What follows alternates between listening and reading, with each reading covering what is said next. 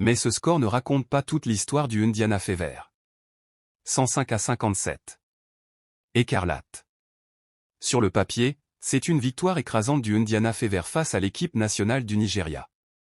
Mais si tu t'arrêtes juste au score, tu passes complètement à côté de ce qui s'est vraiment joué sur le terrain. Parce que ce match, ce n'était pas juste une démonstration, c'était un message clair envoyé à toute la Women's National Basketball Association. Dès les premières minutes, tu sens que le Fever n'est pas là pour tester des choses au hasard. Non. Il y a une vraie intention. Une vraie structure. Une équipe qui sait ce qu'elle veut faire, jouer vite, défendre fort, et imposer son rythme.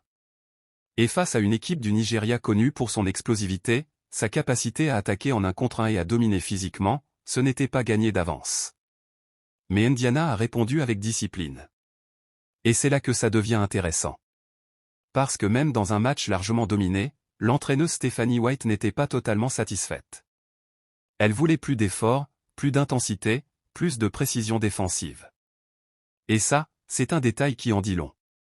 Une équipe qui gagne de presque 50 points mais qui continue d'exiger plus, c'est une équipe qui vise très haut. Défensivement, Indiana a clairement fait le travail.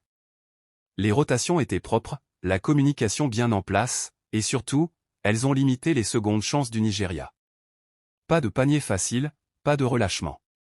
Chaque possession était disputée avec sérieux. Et ça a complètement cassé le rythme de l'équipe adverse.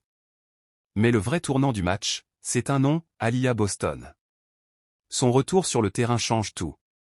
Défensivement, elle est partout. Elle parle, elle organise, elle guide ses coéquipières. Tu sens immédiatement son impact. Elle est le cœur de cette défense. Mais ce qui impressionne encore plus, c'est son évolution offensive. Elle n'est plus juste une joueuse intérieure classique. Elle devient plus polyvalente, plus intelligente dans ses déplacements, plus difficile à lire. Et surtout, elle commence à construire quelque chose de très sérieux avec Caitlin Clark. Et là, on touche à quelque chose de potentiellement spécial. Clark, on la connaît déjà. Sa vision de jeu, sa capacité à accélérer le tempo, ses tirs longue distance, elle force les défenses à s'adapter en permanence.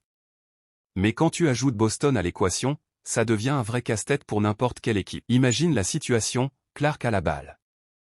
La défense monte immédiatement sur elle pour empêcher le tir. Résultat? La raquette s'ouvre. Et qui est là pour en profiter? Boston. Et si la défense décide de fermer la peinture? Clark peut sanctionner à distance. C'est un dilemme constant, et on a déjà commencé à voir les effets dans ce match. Même si ce n'est que la pré-saison, les bases sont là.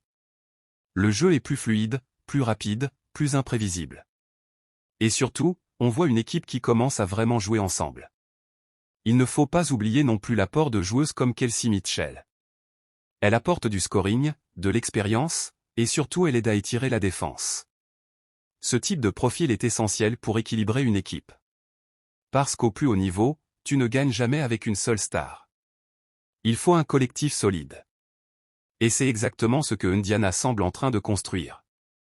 Comparé à la saison dernière, l'équipe paraît plus mature, plus structurée, plus consciente de ses forces. Il y a une vraie progression. Et ce genre de progression, ça ne ment pas. Autre point intéressant, la gestion des joueuses. Certaines, comme Boston, ont eu des minutes limitées. Et c'est totalement logique. On est en pré-saison, l'objectif n'est pas de tout donner maintenant, mais de préparer le terrain pour la suite. Une saison WNBA, c'est long. Et si Indiana veut aller loin, elles devront garder leurs joueuses clés en bonne santé. Ce match, au final, c'est bien plus qu'une victoire facile. C'est une démonstration de potentiel.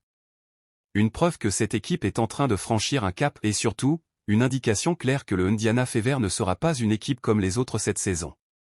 Parce que soyons honnêtes, une équipe qui gagne de 50 points, dont le coach n'est pas encore satisfait, et qui commence à développer une vraie alchimie entre ses stars, c'est une équipe dangereuse.